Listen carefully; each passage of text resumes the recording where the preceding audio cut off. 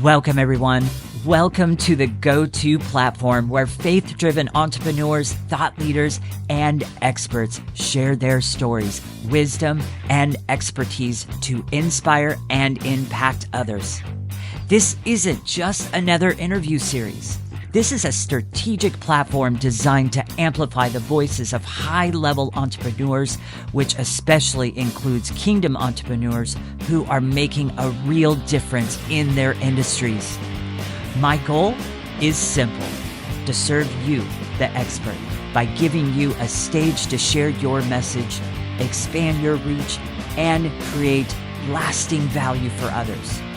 Through authentic, in-depth conversations, we uncover the real journeys, challenges, and victories behind today's leading experts. Each interview isn't just content. It's a powerful asset that helps you to establish authority, increase visibility, and connect with the right people.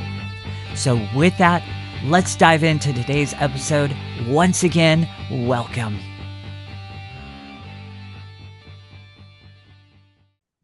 Welcome, everyone. Welcome to another interview on my interview series, Voices of Kingdom Influencers. And today I have a really special guest. So Christine Matthews, LCSW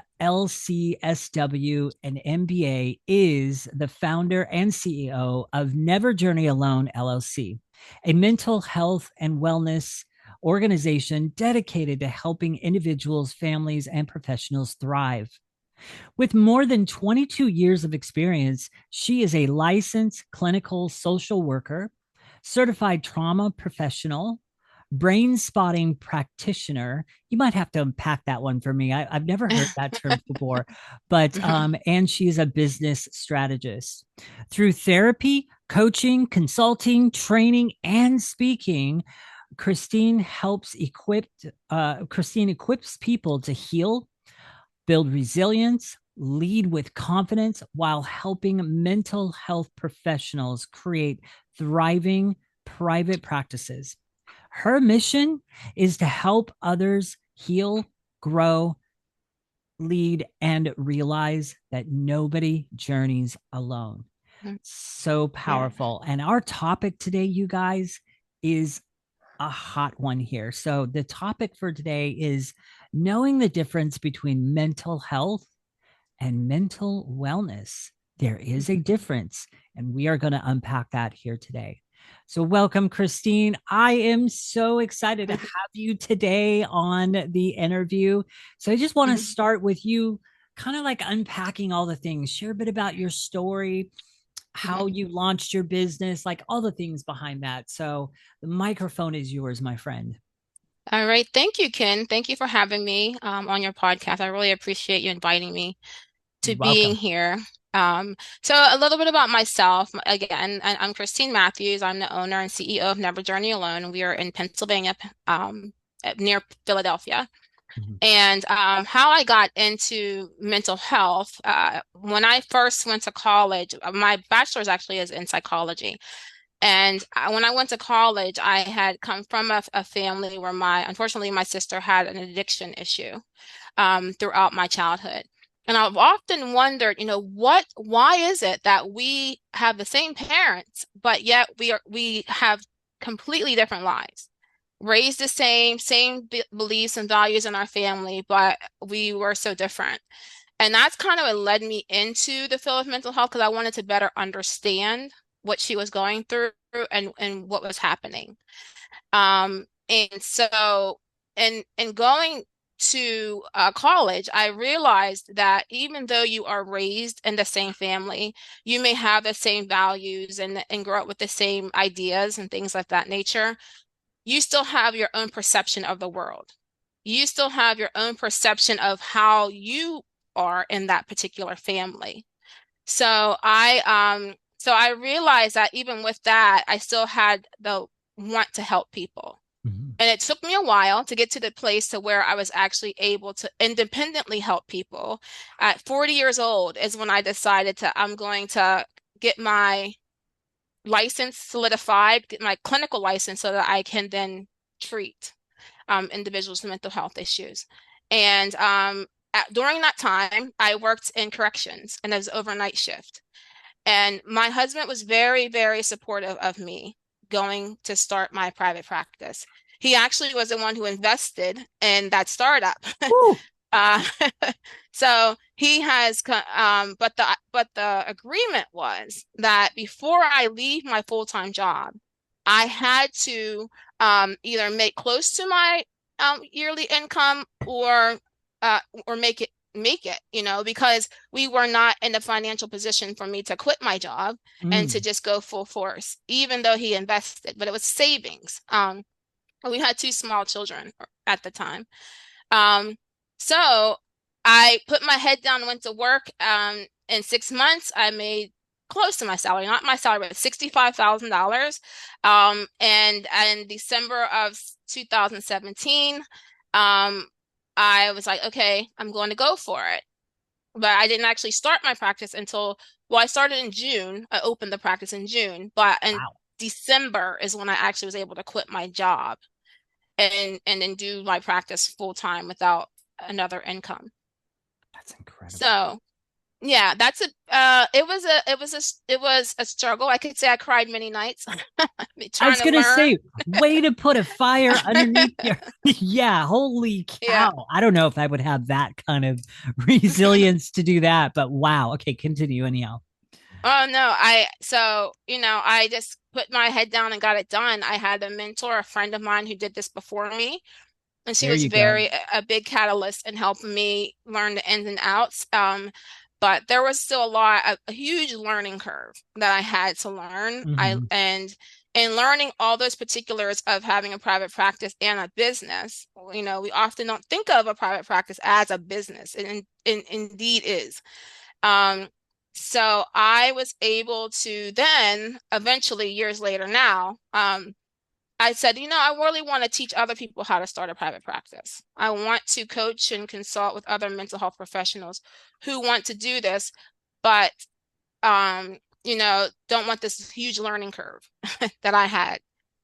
So that's how NJA Business Group started um, in January of this year, 2026. But we celebrated 9 years of Never Journey Alone private practice in June of this year. So that's good. So you're sorry, I've got to say this. So you're 49-ish? I'm 50. I just turned 50, June of this year.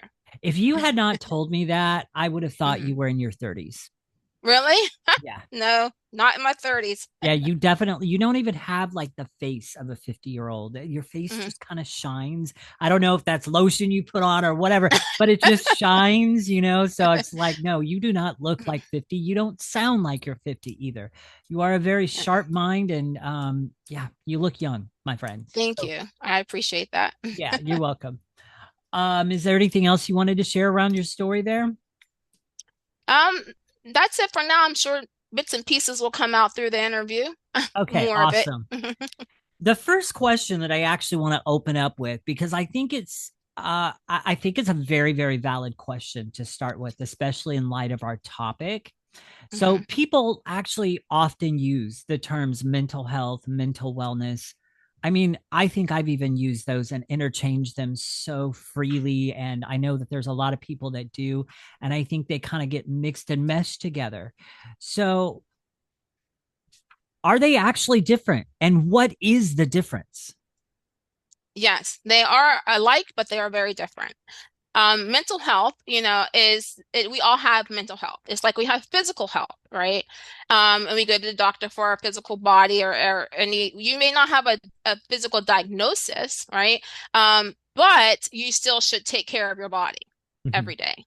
And so the mental health is maybe the diagnosis or the anxiety, the depression, the trauma, the life stuff that gets to us and we go to therapy for. Mental wellness is those things that we need to do or practice every day so that we can keep our mind well. And that may be praying, that may be talking to your social network, that may be, yoga or regular massages, self-care activities. It may be journaling every day. Mm. It could be whatever your morning routine is, you get up, you pray, you stretch, you do all those things to prepare yourself for your day and to prepare your mind for whatever may come your way. And we forget that, oftentimes people will come to therapy and they are coming when there's a crisis. Yeah. Um, and our mental wellness, everyday practicing helps us better equipped to deal with those crises when they do happen. So they're alike, but they're different. There's a stark difference. Definitely, definitely. Mhm. And so you would also, I would also say mental wellness is there's a lot of mindset stuff that's in there, isn't Mm, there? yes. Shifting and reframing different limiting beliefs around certain things. Dealing with the root issues of anxiety, worry, even fear, different things like Mm, that. And I know today, fear and anxiousness is at an all time high. And that's not necessarily because people are stressed out about their jobs and all the things mhm, like that. I mean, that definitely has a big factor in it. But the other factor of it is in today's such society and the fact that we are in such a crazy information age, right. there's information flying at people's faces. Now we've got the term called doom scrolling, and there's a reason why it's called Mhm, doom scrolling because mhm, you scroll long enough and those doom reels start showing up and create fear and everything else. right. And so, with all of that flying around in today's society, the fear and anxiousness is totally at a probably the highest level it's ever been. Mhm, What are your mhm. thoughts on that? Yeah, it is very high. There's a lot of things happening around us that we have absolutely no control over. And all we can do sometimes is we do react to that. And with all these things happening, there's a great level of uncertainty. And we do know that the level of uncertainty that we feel does drive our anxiety. Mm-hmm. Um, so when we are better equipped with what's coming next or how to plan for it, the less anxiety we feel. But right now, we don't have that. We don't have that assurance sometimes that everything's going to be okay because things change so rapidly in our world. Um, so yes, the anxiety is very high. There's a lot of people being triggered with trauma, a lot of depression uh, evolving as well. Yeah. And the Definitely. scrolling, the social media, you find unfortunately young kids as well as adults even, they scroll and they want to escape from the realities of the world. And people are going to put on social media the highlights of their life oftentimes and not share the hardships. So people are misled Yeah. and they start comparing themselves to other people on these sites, and makes them more depressed. They look at their life from reflection and say, well, I don't have that, or I should be better, or I should be farther along in my life. Look at them. But you don't know what they went through to get there, even if it's true, actually, sometimes, you know. Yeah, 100%, Yeah. 100%. Yeah. I do find that interesting. Yeah, people always put their best face forward and different things like that. And, I wonder what would happen if more people would just be real. Hey, today I'm Mm, just struggling with this, just, being transparent and honest. There are a few of those people out there. And yes. honestly, I kind of feel like they're a breath of fresh air. It's like, oh, you're real. Okay. I actually want to hear what you have to say. Right. Right. Yeah. It's like, oh my goodness. So, my next two questions. So I'm going to ask one way and the other one the other way. So here's the first one. Hmm. Can someone have a mental health diagnosis and still experience a high level of wellness? Absolutely. Yes. Unpack that. Yeah. Someone can have a mental health diagnosis, say it's anxiety, and that's on paper. That's in their treatment plan. They have goals to meet, all that kind of stuff. But they are practicing their mental wellness every day. So they're better equipped to manage those anxieties that come up that would become or considered a disorder, when things are out of control for us and we are not able to manage it or regulate it normal per se, it starts to kind of, our anxiety starts to show up and cause problems with our work or our family members, or or just daily life managing. That's when it becomes a disorder. But when they are practicing mental wellness, when they are taking walks, or they're doing their deep breathing, or they're actually utilizing the tools that they have learned in therapy or however they've learned them, their mental wellness can be at an ultimate high. So when anxiety does happen, they don't find themselves as often in a crisis situation. Mm. Yeah. Okay, so now let's reverse that a little bit here. So, can somebody have no diagnosed mental health condition, but still have poor mental wellness? Yes. Yep. You Uh, may not be officially diagnosed on paper per se, but um, but there may be symptoms there, and because you don't engage in some daily things, it's not easy. It's not easy doing the everyday practices of things, because you fight your inner thoughts a lot, as well. So, or you have a difficult time setting the boundaries necessary to give yourself the time and the emotional space to actually work on yourself, to pour into your mental wellness. So you can absolutely have no diagnosis, and have very poor mental wellness because you're not doing anything. So everything sometimes feels like a crisis. And the smallest thing, it's like, I can't handle that. I don't know what to do. Here we go again, mm, you can't see, what is it, the saying, the forest beyond the trees or whatever. You can't see beyond your problem, in the moment. Yeah. 100%. So here's the other question, and I mentioned this earlier, and I told you earlier when I was reading through your bio, I wanted you to kind of explain that. Mhm. What does brain spotting mean? I've never actually heard that term before. What is that? Yeah, well, it's actually a method that was developed by a gentleman, well, a therapist actually, named David Grand. And I became certified in it several years ago as a way for me to go a little deeper with my clients that have trauma. And oftentimes, when you go to therapy for trauma, you tell your narrative, you tell your story, and things like that. But we know that trauma oftentimes does kind of live in our body. You feel the sensations of things, the heart racing, the sweats, those things.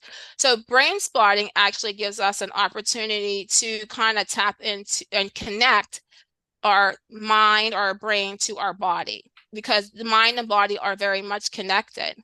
And if you are able to process out those thoughts or those images, on the areas of your brain that hold that trauma information, hence the brain spotting. You find the spot on the brain that holds that information, and you allow the client to process that out, whether it's verbal, they talk it out, or whether it's just they're thinking it, and you can see the emotional change on their face.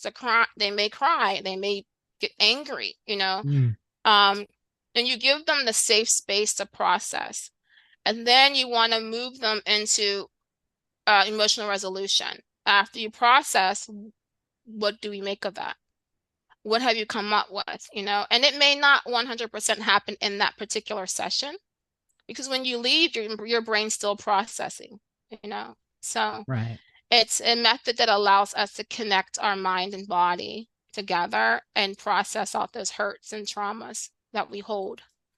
Curious question. How many sessions does a person usually have to go through before you finally see success happen? Well, it varies. It highly varies on the person and sometimes on the issue. Some people will get to emotional resolution very quickly. But then there are some people that have years of trauma, starting in childhood. So you may resolve one thing, but then it links to something else. Mm. So then you process that and then it links to something else. So it can vary. If someone's coming for maybe an isolated event like a car accident, or performance, a performance issue, like if they're in sports or something and are having a very difficult time mastering whatever it is in competition, and they process that out. They may get to a resolution much faster than when you come and you're processing out about a childhood unfortunate abuse or Mm. something, because Mhm. there's multiple layers there.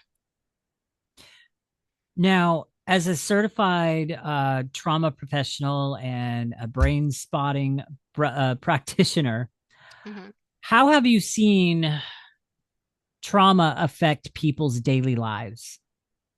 And then Yeah, when they heal, how have you seen that play out in their lives first? But how have you seen that play out in your lives as well? But let's start with the first one. So, how have you seen trauma affect people's daily lives? they may find themselves easily angered, Mm, um, high anxiety. They may not understand why they're depressed. There may be arguments, repeated arguments within their relationship, and they're easily upset and don't know why does this make me upset so easily all the time? Why are we arguing all the time? Um, they may be quick-tempered, when they're driving, even, to eat the first thing makes them angry. It can show up in so many different areas of our work life, difficulty getting along with others in our work life, you know, um, hard time holding on or retaining relationships, isolating away from other people.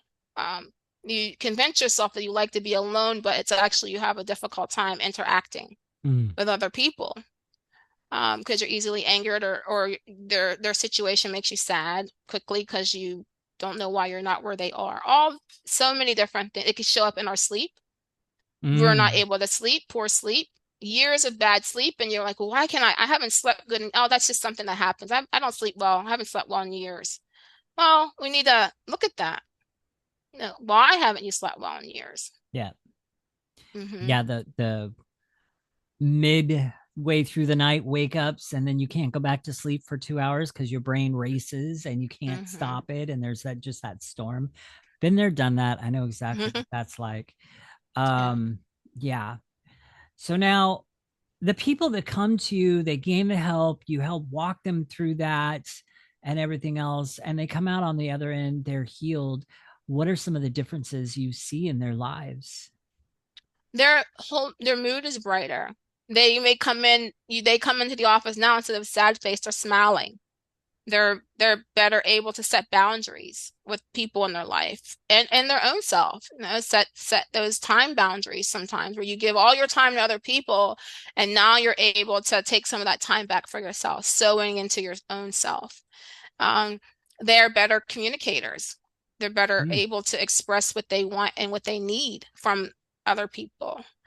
They're able sometimes to better interact. They're more confident, um, and going after the things that they once were afraid to do. And now they have the confidence and the courage to at least try. Um, they try there, and they do practice what they've learned, every day, interventions that they've learned to try to manage. Because when trauma happens, sometimes you may develop the anxiety from the trauma, or the depression from the trauma. So they're better able to manage those symptoms when they arise and able to catch the triggers so they don't dysregulate. 100%. Mhm. That's so good. Now, what are some of the common misconceptions about trauma recovery that you've seen and Mhm. experienced? The misconception, I think, is that people oftentimes think they're never going to get better. This is just how I am. And they're not looking at, well, is this really how you are, or is this how you're responding to something? And sometimes people are afraid to dig for that something. So, and that's where I come in. I help them dig for that something when they're ready to heal. And I often tell my clinicians and even my clients, I know that when you come into my door, you you want to feel better, right? You Hmm. want the anxiety to stop. You want the depression symptoms to alleviate so that you can socialize, or that you can just sometimes just get out of the bed, you know? You want to feel better, but are you ready to heal? You know? because true healing takes work, Hmm. and it takes you taking the time to self-reflect and hold yourself accountable and those around you accountable, you know, having the uncomfortable conversations, um, maybe even cutting people off or out of your life. Uh, so that's the healing. And everybody that comes through the door is not ready to heal. And I think as clinicians, we have to be able to understand that, because sometimes clients will come in and they don't have anything to say, you know, silence, you know. That doesn't mean they're not working on something because they're silent. Mm. That's so huge. And here's the thing. So you mentioned, healing takes time and work to heal.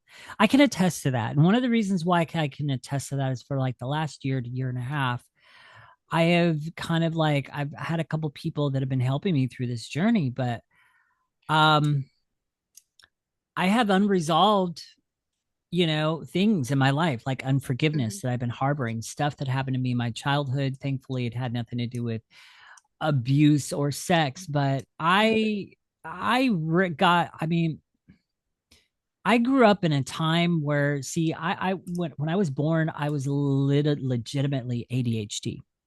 Mm-hmm. So I'm not one of those typical, ADHD people out there that society puts the tag on. Oh, you're an entrepreneur, you must be ADHD too, Mm-hmm. because the statistics actually share that a lot of entrepreneurs are ADHD. I'm not talking about that kind of ADHD. I'm talking about Mm-hmm. legitimate. I was on Ritalin as a kid and all the Mm-hmm. things, but I went through a time in history where they did not know how to handle an ADHD kid. There Mm-hmm. wasn't enough on the books for it. So I Right. often got shoved into handicap classes. I got shoved into mentally retarded classes. Mm-hmm. I had a teacher come at me with a broom one time. I mean, Wow.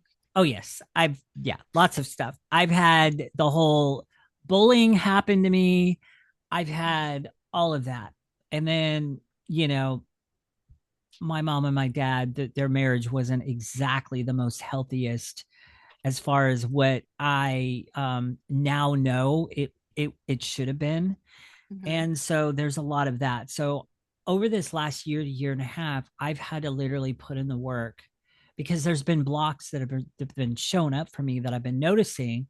And Mm-hmm. so now I'm kind of working on going back and just writing down this. Even if I don't remember the name of the person that made fun of me or hurt me in high school, Mm-hmm. I'm just writing down the scenario. And then one by one by one, I'm just literally going through. And it's just like forgiveness, letting go, Mm-hmm. releasing forgiveness. That wasn't meant for me. Oh, all of that. But Right. the reason why I share all that is that's taking me work. Mm-hmm. And it's Yeah. not always easy. There's times where I know I should do the work and dive into it. Mm-hmm. But what I've also discovered during this journey of healing over this last year to year and a half, there's a lot of avoidance that happens. Mm-hmm. There are days where I have the time and I know I should dive into the work and continue, but I avoid it for some reason. Mm-hmm. And so when you say that it takes work and it takes time, yeah, no, you're not kidding at all. It takes Mm-mm. work and it takes time, and you've got to be diligent. But I Yes. will also say during that healing journey, you also must be patient with the Yes. process and you Yeah. must go at your own pace. Don't force it. So, what I have learned, even though there are some days where I avoid it and I know I Mm-hmm. should, right?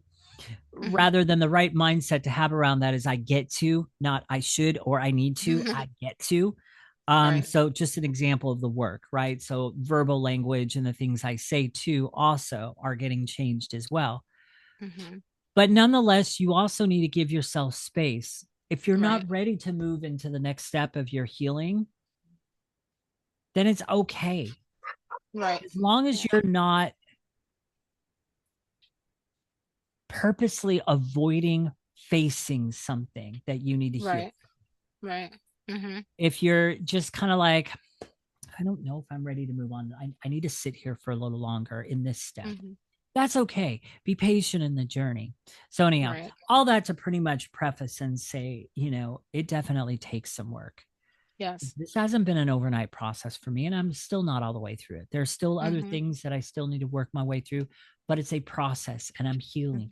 And what am I noticing in my own life? My language is changing. The things, the attitude, the limiting beliefs that I have, those are changing and all the different things. So just kind of speaking further. So my next question around Mm-hmm. all of this is, why do some people avoid asking for help in the first place?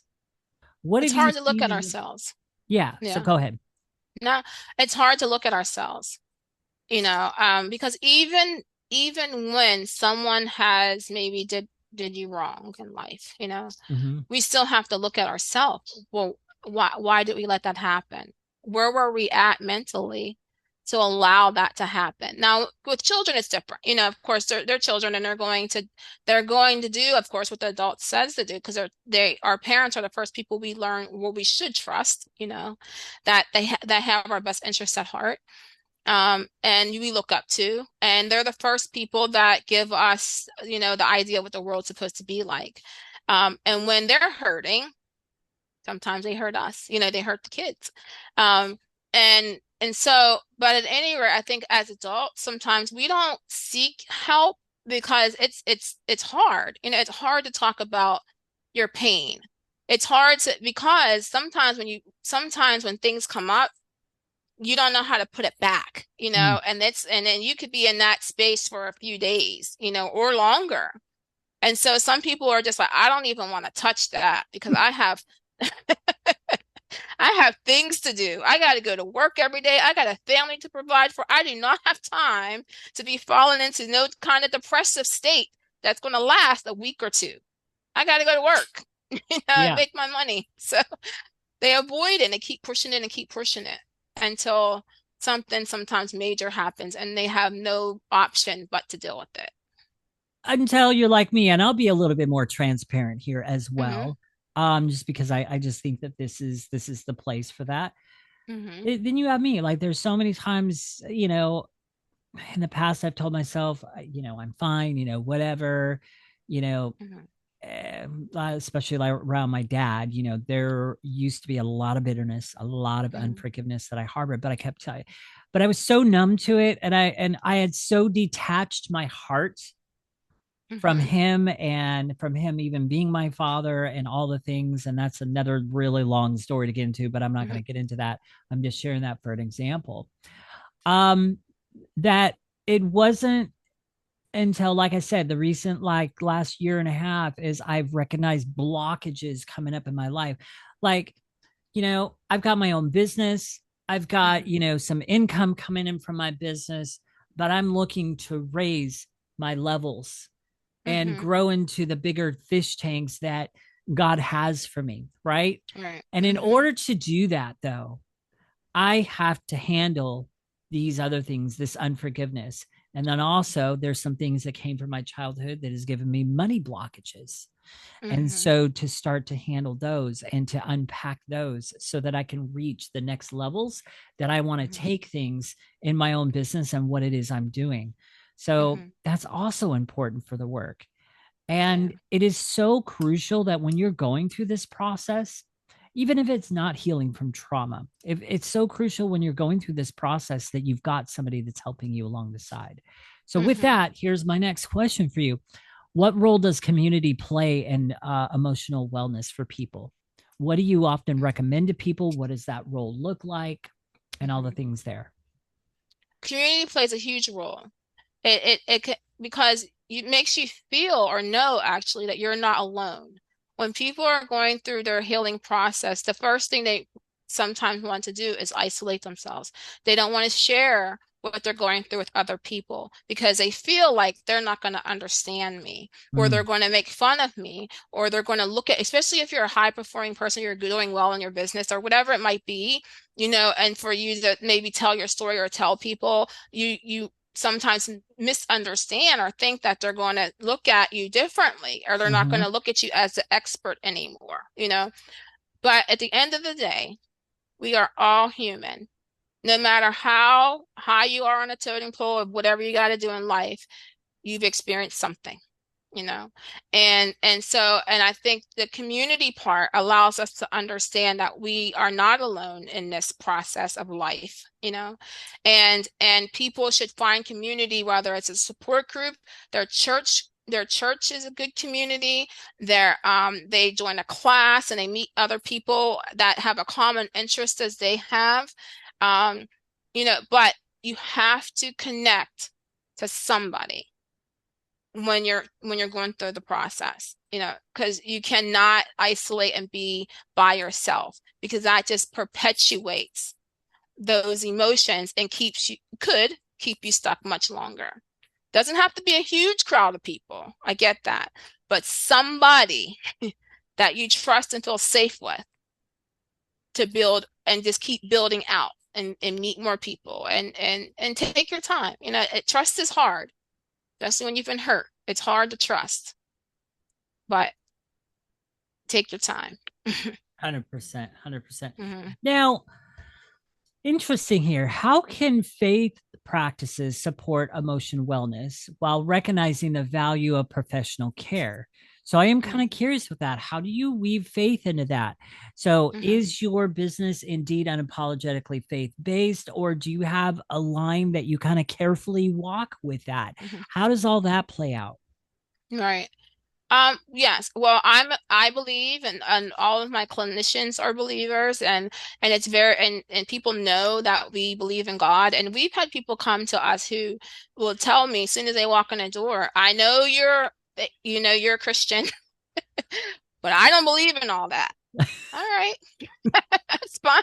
I meet you where you are. I don't denounce my faith because you don't believe, but I meet you where you are, and sometimes later on people will say, I tried that praying thing you said that could work, and something happened, and then they start to change their beliefs around prayer. They may not believe in God, but the act of prayer, someone's working on their behalf.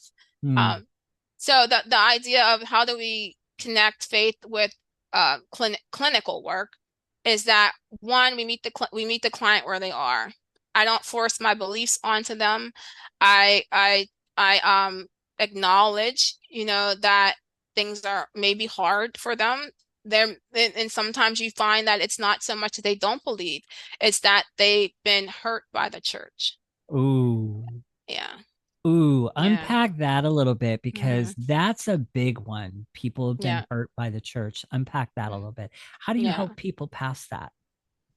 Yeah. Well, I tell them that, the church is made up of people, right? And but their relationship with God is is not doesn't have to be the church. So if they can look at that separately, they can always go and find a church that best aligns with their beliefs or their faith. But if you can hold on to your relationship with God and you can realize that He has been faithful and throughout your life, you can always continue that relationship someplace else. And a lot of people have been, but quite a good amount have been hurt by the church, meaning Mhm. that, you find some people that go to church. That doesn't mean that they're faithful. That doesn't mean that they are they are really doing what God says, and there are people that, like, they say, the devil's in the church too. Mhm. You got to be aware of people who use Christianity to manipulate to get what they want, or unfortunately pry on the vulnerabilities of people that come to church because they're truly trying to seek what God has for them. Yeah. Yeah. Yeah, I can attest to that. So, in the past, yes, I've been hurt by different church organizations, but that doesn't Mhm. mean that I don't go to church anymore. Right. Um, Was there a time where I harbored bitterness around that? Yes, there Mhm. definitely was. But see, here's the thing. And this is what I want the viewer to listen. This is what I want the viewer to hear on this particular part of our Mm-hmm. conversation here. Look, you guys, I don't know what your experience has been with church, but I know one Mm-hmm. thing. Yeah, actually, a couple here. Number one, Christianity is not a religion; Mm-hmm. it's a relation. Right. It's a relationship with Christ. That's what sets it apart. Right. Number two, you need to recognize the church is full of sick people. What I mean Mm-hmm. by that is everybody is a sinner. You cannot Mm-hmm. go to church and expect to find perfection. It's just not going to happen. Even the Right. pastor is a sinner. He Right. is a person that needs Christ because he's a failure. That's why it surprises me so many times in church organizations when the pastor does fall into some kind of crazy sin. Mm-hmm. Maybe he cheated on his wife or something severe like that. Mm-hmm. All of a sudden, the church body turns their turns themselves against the pastor. Mm-hmm. Well, honestly, can tell you something. I got a problem with that Mm-hmm. because if you are so disappointed that you disassociate yourself with your pastor, then actually what that is saying literally is the pastor was on a pedestal where he did not belong in the first Right. place in your life, Yeah. right? So I Mm-hmm. do want to speak to that.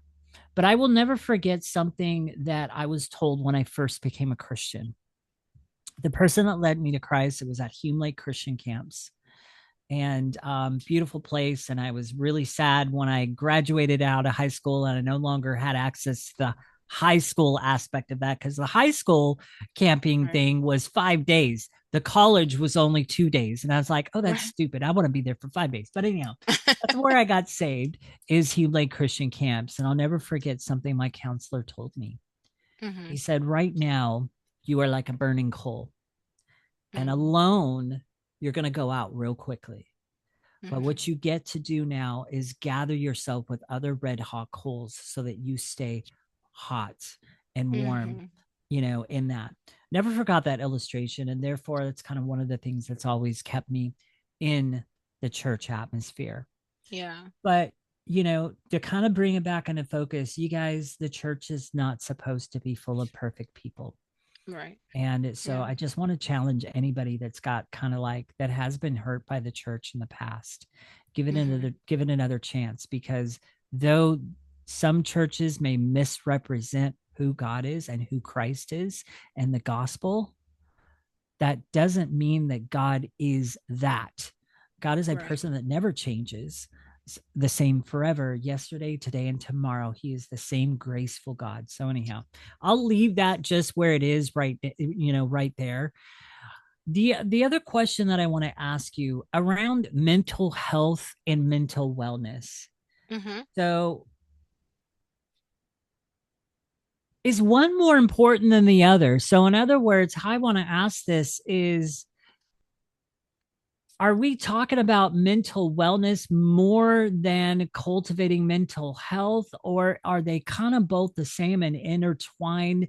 Like, kind of like unpack that. Like, which one, if there is one that's more important, which one is it, or are they both together and you can't separate them? They're both very important, like because, our mental health and as I said earlier, our physical health, they're both, and you can have, we have them, we have our mental health, we have our physical health, but you may not have a diagnosis, but that doesn't mean that you shouldn't practice physical wellness or mental wellness, So if we looked at it as they are kind of walking side by side in a sense, um, you may have mental health. We all have mental health, as I said, but we may not have a diagnosis. But that doesn't mean we shouldn't take care of it because we don't have a diagnosis. Life is difficult most days for some. And so the everyday practicing of things to stay well, it just happens to be we're taking care of our brain, our mind, our emotions, and keeping those well, hence mental wellness. As the same as we would do if we were dealing with our physical wellness. We want to get on an exercise plan. We Mm. want to eat better. We want to drink more water every day. We want to add more vegetables to our diet. We want to take our vitamins every day, whatever those things may be to maintain good physical health. But we're doing the physical wellness things every day to take care of that, or try to prevent in mental health, trying to prevent how we respond to the crisis, and physical health, trying to prevent medical conditions or exacerbating already medical conditions that we may have. Hmm. Amazing. Absolutely. Now, you've had how so how long you been at this so far? 9, 10 years? I've been in private practice for 9 years. I've been working in the mental health field for over 22 years That's what now. I was looking for. Okay. So it's like Hmm. 20. So I mean, it's like 2 decades. Okay. Hmm. So with 2 decades of serving people in outpatient care, managed care, and correctional settings, what common thread have you found among those who experience lasting growth? What's the common thread there? That they realize that they're human. Really. Everybody, we all have different walks of life, but at the end of the day, we are all human that in some way or other have to deal with issues and problems and even great times. So if we can look at sometimes even the, say in corrections, even the person who may have done the most heinous crime, right?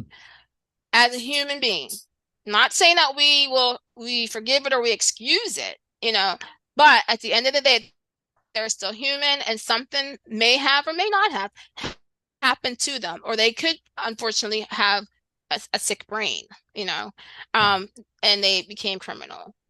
But at the end of the day, the common thread is that no matter what walk of life you've come from or you're going through, we're all human at the end of the day. Yes, we are. We are all human at the end of the day. I've got a question and I'm kind of forming it inside my head here. So, is it possible? I think I already know the answer for this, but I want to Hmm. ask it anyhow because I'm sure you can expound on this. But is it possible for somebody to get to the point to where the trauma, the anxiety, the fear, and all of that stuff just becomes normal to them? And then they don't see it Hmm. because I reached that point for many, many, many years. I had people come into my life like, if you don't release this about your dad, this Hmm. is X, Y, and Z is probably going to show up in your life. You need to deal with this. But because I got so used to it, I actually convinced myself for the longest time that there was no problem because I didn't Hmm. feel anything anymore. I was numb, Hmm. Right. didn't feel anything. I had literally detached him. In fact, excuse the language I'm about to use here, but I've got Hmm. to use this word. Now, I'm not going to use the F word.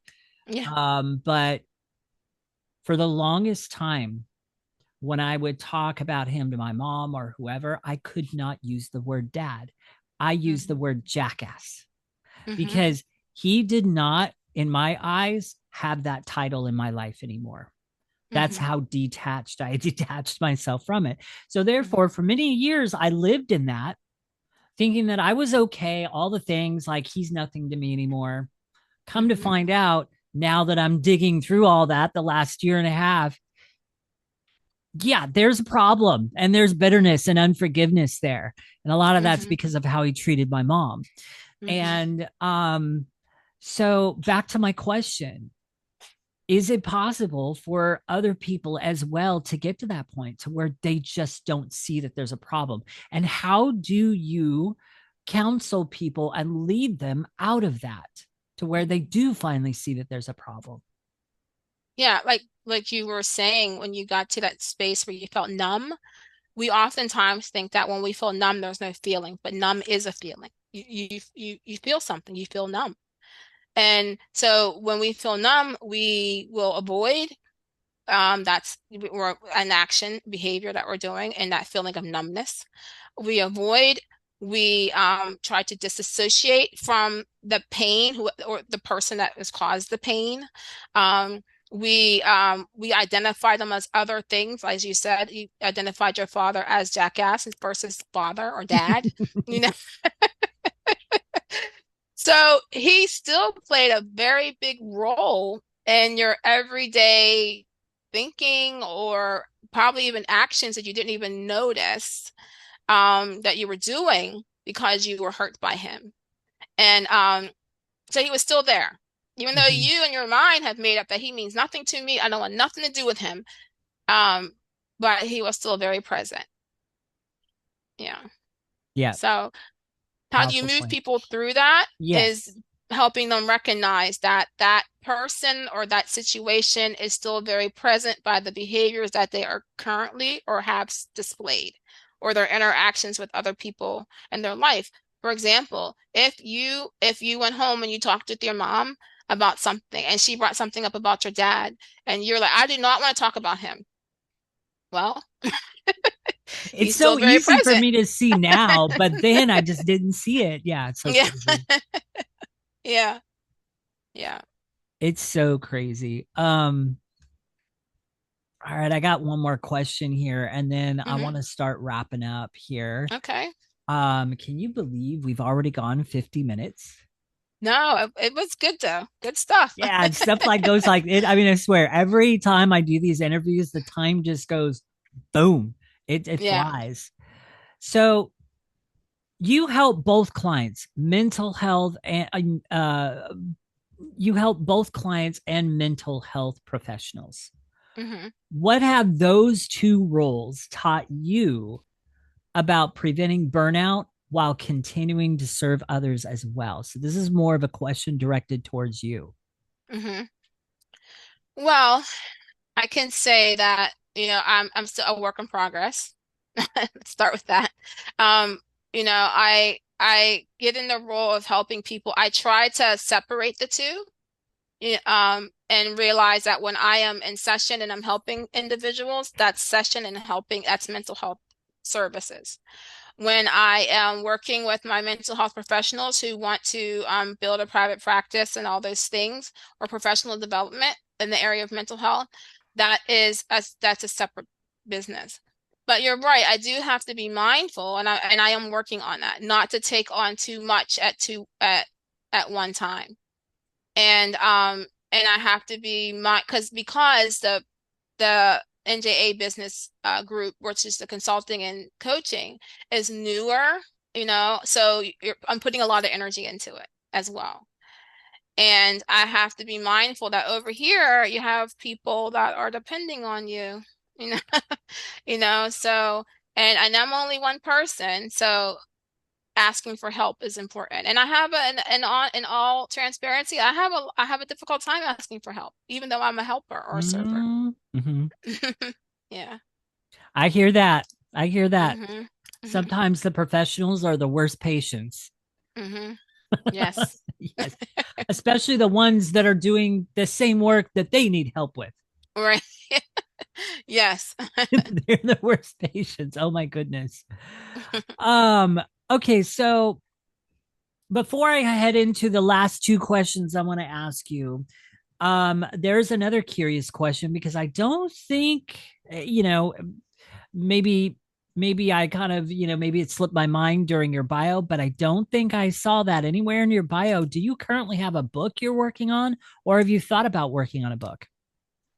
I've thought about it, but I'm not working on one. Yeah, I have thought about it. Mhm. Just a And curious question. Yeah, yeah, go ahead. Continue. yeah. And sometimes we think about our book per se, but we wait for it's sad, but I'm gonna be honest. You wait for, unfortunately, for certain people that would be in that book to pass on, before you get down and dirty and write the book, because you have a fear of, even though they hurt you, you don't want to hurt them, you Mm, know, yeah. or how is this going to span out in my family? You're still in that protective role of trying to protect people that have hurt you, and you have to, and I realize that, you know, and so the people in my life that would be in my book, unfortunately, they are gone now.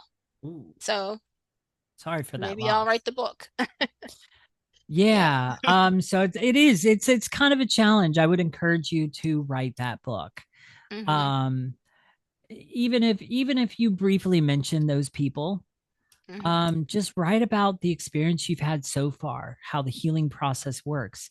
Make it a simple book, like maybe 150 pages or something like that, to where it's like a business card that you can hand out for people. It doesn't Hmm. give all your stuff away, but it gives enough to create that curiosity to where people Hmm. want to come back in your world and get more, because you've got a lot to offer. And I think a Hmm. book would be really, really excellent for you. So, with that, let me transition here. So, what are 3 to 5 things you'd like to leave the listener with today? 3 to 5 powerful things. Hmm. One, be true to yourself, no matter where, no matter how painful it is, because if you're not honest and true with yourself, you are going to unfortunately extend your healing process if you ever get to it. So try to be true to yourself and honest with what you really feel. Two, set boundaries. Set boundaries with the people in your life and realize that sometimes you have to let go of people in your life so that you can heal. Because you're just not strong enough to heal when they're still very present and hurting you. Mm, Um, and the third thing is that this is a Christian podcast. So know that God is faithful, right?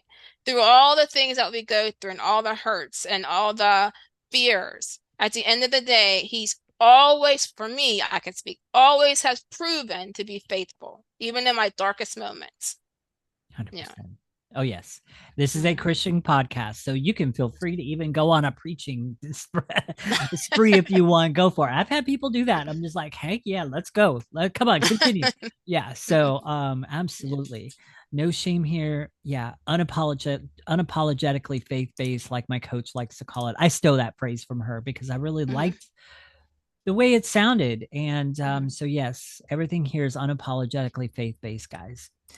So, how can people get into your world and connect with you if they want to work with you, if they want to connect, maybe follow you? How can people do that?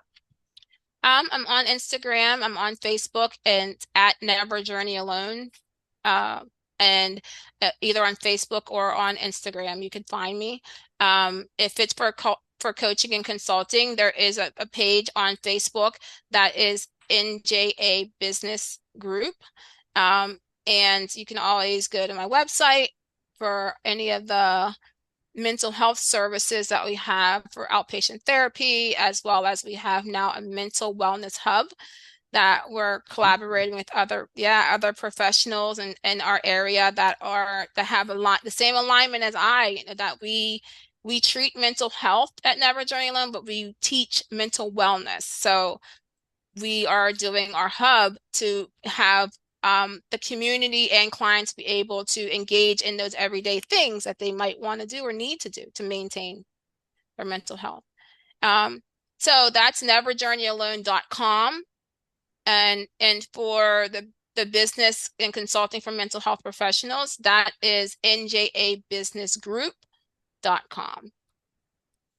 I was going to ask you what NJA stands for, and it just clicks. Just Yeah. clicks. Never journey alone. All There it right. is. Yeah, I love that. I love that. Yeah. And just curious question. So I lied. One more question before we Okay. wrap up. What inspired that name? What was behind putting that name there? What inspired you to name it that and not something else? What was Yeah. the yeah, go ahead. To let people know that they are never alone. Nobody journeys alone is what we say oftentimes. Even when you feel that you do, you never journey alone because God is always with you. So you can't be alone if Amen. he's there, right? So, Yeah, no, you're never yeah. alone, you guys. Even when it feels like you are, you're not. I promise you, Yeah. you're not.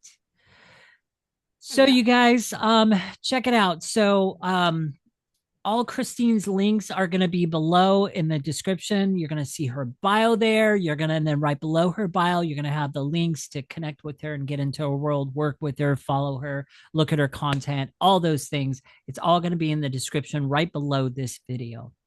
And so, with that, maybe you're watching this video and you're kind of, well, that's great for Christine, but who's this Ken guy? What's he all about? And what does he do? Maybe you've never really seen stuff from me and you're just kind of wondering and you're curious. Well, my journey is all about weight loss. So, 15 years ago, I was the heaviest weight of my life. And I have since then dropped 62 and a half pounds, and now I've kept it off for 7+ years now, going on 8 years, easily, sustainably kept that off without a diet.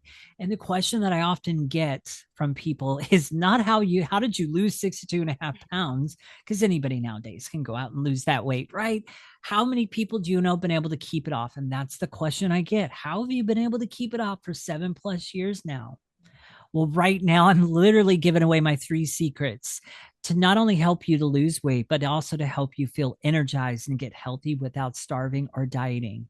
In just 3 one-on-one sessions with me, live one-on-one sessions in my mini educational boot camp, I expose the 3 biggest lies that are keeping people sick, stuck, and overweight, because that's how that industry is making money off of you.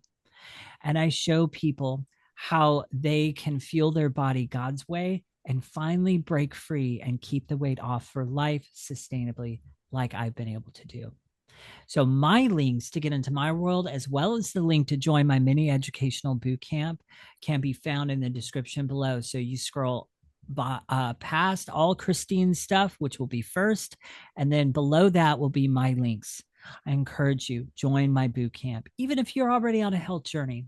I often get a lot of people in my world that are already on a health journey and getting results. And they decide to jump aboard my boot camp, and they discover that it's a very strong add-on to what they're already doing. So if you want eyes to finally see beyond this industry of foods that claim to be healthy and all the things, join my boot camp. So with that, Christine, back to you. Do you have any last minute thoughts you'd like to leave anybody with? Yes, I would actually. One of the things that we were talking about earlier when we were talking about forgiveness, one of the things I want people to think about when they're on their journey of forgiveness is, one, it doesn't mean you forgive the person or you excuse the behavior, but if you can understand why they may have been the way that they are, that can give you some relief. Because everybody has a journey, right? And if we can understand why that person may have been so abusive, maybe because they were abused, or maybe because they didn't have the tools to be able to best communicate, or maybe they didn't have what it was necessary or needed to have in order to function appropriately in life, that does not excuse their behavior, because when we become adults, we have the responsibility to take care of ourselves, and we have the responsibility to change the behaviors that hurt people. Just because someone hurt you does not give you the right to hurt other people. Let's pretend this is a mic. There we go. That was a mic drop moment. Good stuff, my friend. All right, you guys. So that concludes today's interview. Thank you so much for joining us today. Thank you, Christine, for coming on and just being willing to share all the things and being transparent and all the things there. And so with that, you guys, that is a wrap. Have a great rest of your day or evening, depending on where you are in the world and what time of day you are listening. I'll catch you on the next one. Talk to you guys later.